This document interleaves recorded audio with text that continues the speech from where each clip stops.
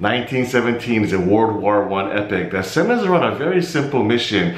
The British forces are planning an attack against the German army, but little do they know that when the German army appears to be retreating and they want to attack them at their weakest, the Germans are actually planning a big trap. And so it's now up to these two very common soldiers to penetrate enemy territory and deliver this news to the front lines so that they can save about 1,600 lives, including the brother of one of these two soldiers that are sent to send this message. Now you're probably thinking, I've seen tons of war movies, how could this one be any different? Not like this, you haven't, because this movie is fucking intense, and it's all because it's all shot with that one take feel, kind of similar to Birdman a few years ago. The whole movie is just following one long shot. Obviously, they had to cut it in some very clever ways to hide the edits, but still yet, the whole length of the movie is filmed as one shot, which is an incredible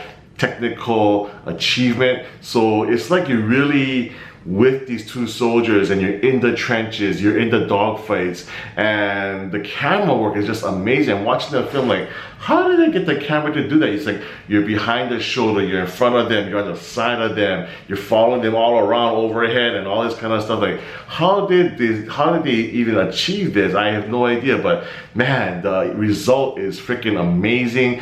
The technical and then the cinematography, oh my god, the cinematography is so beautiful. It's again done by Roger Deakins, who worked with director Sam Mendes on Skyfall, and I believe he won an Oscar for it. I could be wrong, but Roger Deakins is an amazing cinematographer. So every single scene, whether you're in a lush green meadow, or whether you're in the bunkers that's dark and dingy, or whether you're in a dogfight at night, every single shot is just beautiful to look at. It's shot perfectly, and Sam Mendes, he's done some really great films. I've been a fan of his ever since American Beauty. I loved his film Road to Perdition, and he's done the more recent Bond films, both Skyfall and Spectre. Of course, Skyfall I felt was a much superior film, and I love that movie. So Sam Mendes has lots of talent, and this story that he's telling was apparently based on stories that was told to him by his grandfather. So there is some truth in this tale, and that's pretty amazing that what these two soldiers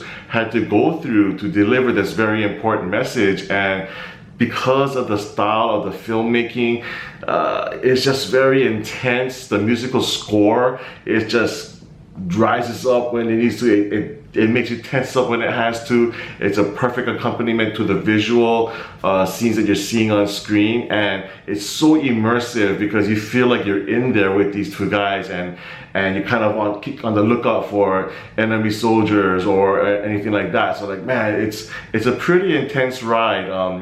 I will say that the second act does slow down a little bit, and it kind of does that, I think, to prepare you for a big finale. And the big finale does not disappoint. There's this one amazing shot with the soldier just running across the battlefield, and I was just like, whoa, that is one crazy shot. So yeah, this film, it just wows you the whole time.